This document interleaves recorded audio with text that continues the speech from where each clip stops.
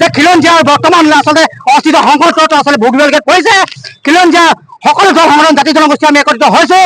খিলঞ্জীয়াৰ আমি প্ৰত্যেক আচলতে খিলঞ্জীয়া ব্যক্তিয়ে আমি জীৱন সম্পত্তি নিৰাপত্তা বৰ্তমান চৰকাৰে নিদিয়া পৰ্যন্ত আমি সংগ্ৰাম চলাই যাম। খিলঞ্জীয়া এইখন অসমত অধিকাৰ আধিপত্য প্ৰতিষ্ঠা কৰিব নোৱাৰা পৰ্যন্তলৈকে আমি বৰ্তমান সংগ্ৰাম আমি চলাই যাম। আৰু ইতিমধ্যে আপোনালোকে দেখা পাইছে যে আমাৰ সৰুপথাৰ সমষ্টিটোৰো বিভিন্ন জাতি জনগোষ্ঠী দল সংগঠনৰ আমি একত্ৰিতভাৱে এক হৈ আমি খিলঞ্জীয়া ঐক্য মঞ্চৰ ফালৰ পৰা আচলতে আমি এটা কথা আমি আপোনালোকৰ সংবাদ মাধ্যমৰ যোগেদি আমি দীৰ্ঘদিনৰ পৰা আচলতে এটা সপ্তাহ হৈ গ'ল আমি এটা কথা সৰুপথাৰ সমষ্টিত একাংশ অনা অসমীয়া ব্যৱসায়িক আমি দাবী জনাই আহিছিলোঁ যে এই আপোনালোকে ইতিমধ্যে দেখিছে এই বৰ্তমান আমাৰ কাষত SDO অফিচৰ কাষত থকা এখন দোকানত আপোনালোকে যদি দেখে সেই দোকানখনৰ তলত আচলতে থিয় হোৱাৰ লগে লগে আমি ইংলেণ্ডত থকা যেন এটা অনুভৱ হয়।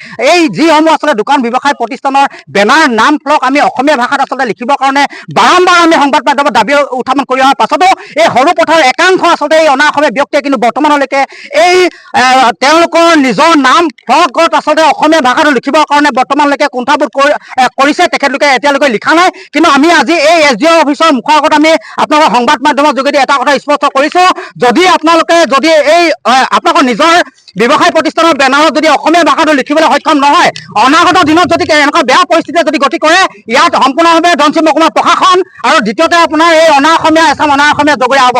কাৰণ আমি ধনশিৰি মহকুমাধিপতি মহোদয়ক আমি 11টা দফা আমি যোগেদি আমি এখন স্মাৰক পত্ৰ আমি যোৱাটো সপ্তাহতে দাখিল কৰিছিলোঁ।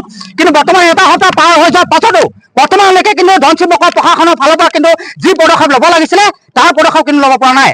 আৰু আমি এটা কথা আপোনালোকৰ সংবাদ মাধ্যমৰ যোগেদি দীৰ্ঘদিনৰ আমি এটা কথা দাবী উত্থাপন কৰিছোঁ যে A sector B sector C ছেক্টৰত যে যিসকল আচলতে তাত নগা লোক বসবাস কৰি আছে তাত আচলতে মিয়া সম্প্ৰদায়ৰ লোকে খেতি বাতি কৰে, সেই মিয়া সম্প্ৰদায়ৰ লোক হওক বা হিন্দু ব্যক্তিসকলে কি কৰে এই A sector B sector C ছেক্টৰত আচলতে বিভিন্ন অঞ্চলৰ চৰকাৰী ভূমিসমূহ অবৈধভাৱে বেদখল কৰি আছে, তাত বসবাস কৰি আছে। আজি উৰিয়ামঘাটৰ দুখন গাঁও চৰকাৰী ভূমি হাজাৰ হাজাৰ আচলতে অবৈধ মিয়া বাংলাদেশী তাত বসবাস কৰি আছে। আৰু চুঙাজানৰ বিভিন্ন অঞ্চলত হিন্দু বেংগলী হওক বা মিয়া সম্প্ৰদায়ৰ লোকে আচলতে অবৈধভাৱে তাত দখল কৰি আছে। ইয়াৰ আঁৰতে আচলতে কি ৰহস্য লুকাই আছে?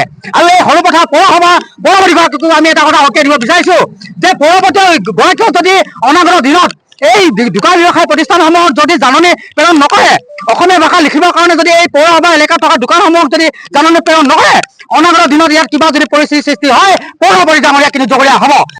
যে খিলঞ্জীয়াৰ বৰ্তমান আচলতে অস্থিত সংঘৰ্ষত আচলতে ভুগিবলগীয়া কৰিছে। খিলঞ্জীয়া সকলো দল সংগঠন জাতি জনগোষ্ঠী আমি একত্ৰিত হৈছোঁ। খিলঞ্জীয়াৰ আমি প্ৰত্যেক আচলতে খিলঞ্জীয়া ব্যক্তিয়ে আমি জীৱন সম্পত্তি নিৰাপত্তা বৰ্তমান চৰকাৰে নিদিয়া পৰ্যন্ত আমি সংগ্ৰাম চলাই যাম। খিলঞ্জীয়া এইখন অসমত অধিকাৰ আধিপত্য প্ৰতিষ্ঠা কৰিব নোৱাৰা পৰ্যন্তলৈকে আমি বৰ্তমান সংগ্ৰাম আমি চলাই যাম। জাতীয় জনগোষ্ঠীয় সংগঠন এক হৈ আমি ধনশিৰি মহকুমা খিলঞ্জীয়া ঐক্য মঞ্চ আমি গঠন কৰিছিলোঁ। আজি ধনশিৰি মহকুমা খিলঞ্জীয়া ঐক্য মঞ্চে আজি 2 ঘণ্টীয়া আমি প্ৰতিবাদী কাৰ্যসূচী আমি গ্ৰহণ কৰিছোঁ। আমি 11টা দফা আমি অসম চৰকাৰলৈ প্ৰেৰণ কৰিছিলোঁ, মুখ্যমন্ত্ৰী ডাঙৰীয়াক প্ৰেৰণ কৰিছিলোঁ, জিলা উপায়ুক্ত মহোদয়ক আমি প্ৰেৰণ কৰিছিলোঁ। গতিকে আমি আজি 10 দিন পাৰ হৈ গ'ল, কোনো কাৰণতে এটা দফা আচলতে তেওঁলোকে কাৰ্যকৰী আমি হোৱা দেখা নাই।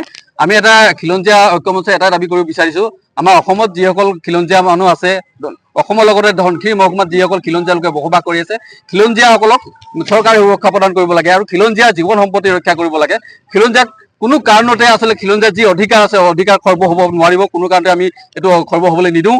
আৰু খিলঞ্জীয়াৰ যিসকলৰ আমাৰ ধনশিৰি মহকুমাত যিসকল যি ঠাইত আচলতে চৰকাৰী ভূমি আচলতে সন্দেহযুক্ত মিয়াই হওক বা হিন্দু বাংলাদেশী আচলতে দখল কৰি আছে, এই দখল কৰি থকা ভূমিবিলাক উচ্ছেদ কৰিব লাগে।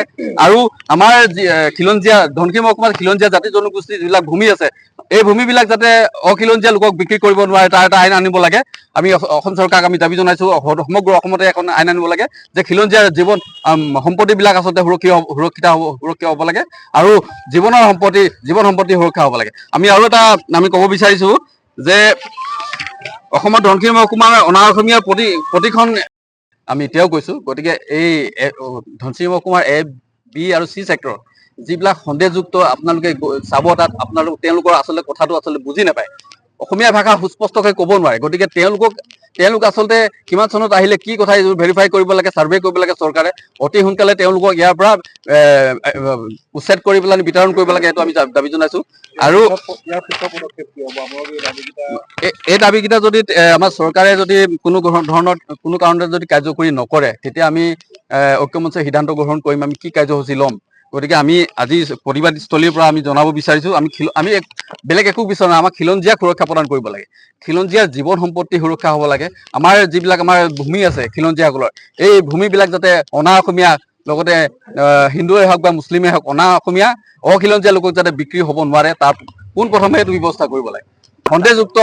সন্দেহযুক্ত 8টা পৰিয়াল মিয়া বাংলাদেশীয়ে যি বেদখল কৰি আছে, এই বেদখল মুক্ত কৰিবলৈ আমি দাবী জনাইছো। আমি আমাৰ মাজত উপস্থিত আছে আমাৰ সদস্যসকলে আপোনালোকে ভাষা ব্যৱহাৰ কৰিব লাগিব আৰু ধনশিৰি মহকুমাৰ ধনশিৰি মহকুমাৰ একাংশ ইটা ভাটা আৰু যিবিলাক অনুষ্ঠান প্ৰতিষ্ঠানত আচলতে বহিৰাগত মিয়াই হওক বা হিন্দুৱে হওক বা যিসকলে আচলতে কৰ্ম কৰি আছে তেওঁলোকক আচলতে বিতৰণ কৰিব লাগে আৰু আমাৰ খিলঞ্জীয়াসকলক আচলতে ইয়াত গুৰুত্ব প্ৰদান কৰিব লাগে, তেওঁলোকক আচলতে ইয়াত সংস্থাপনৰ ব্যৱস্থা কৰিব লাগে। আৰু ধনশিৰি মহকুমাৰ ONGC যিবিলাক খাট আছে এই খাটবিলাকত আমি দেখি পাইছো বহিৰাগতৰ আচলতে শ্ৰমিকে ইয়াত কাম কৰি আছে। আমাৰ খিলঞ্জীয়া ল'ৰাবিলাক আচলতে বাহিৰলৈ যাবলগীয়া হৈছে, অসমৰ বাহিৰত তেওঁলোকে আচলতে বেলেগ ৰাজ্যত কাম কৰিবলগীয়া হৈছে, কিন্তু আমাৰ খিলঞ্জীয়া ল'ৰাবিলাকে বা যিবিলাক নিবনুৱা আছে তেওঁলোকে ইয়াত কাম কৰিবলৈ সুবিধা নাপায়। চৰকাৰে এইবিলাকৰ সুব্যৱস্থা কৰিব লাগে, আমি এইটো দাবী জনাইছো আৰু তাৰ বাবে চৰকাৰে দৃষ্টি ৰাখিব লাগে, আমি এইটো এটা দাবী জনাইছো। আমি 11টা দাবী আছিলে, আমি তাৰ মাজত আপোনালোকক আমি অৱগত কৰিব বিচাৰি আমি সকলোকে আজি ধন্যবাদ জ্ঞাপন কৰিছো ইয়াত অহাৰ কাৰণে।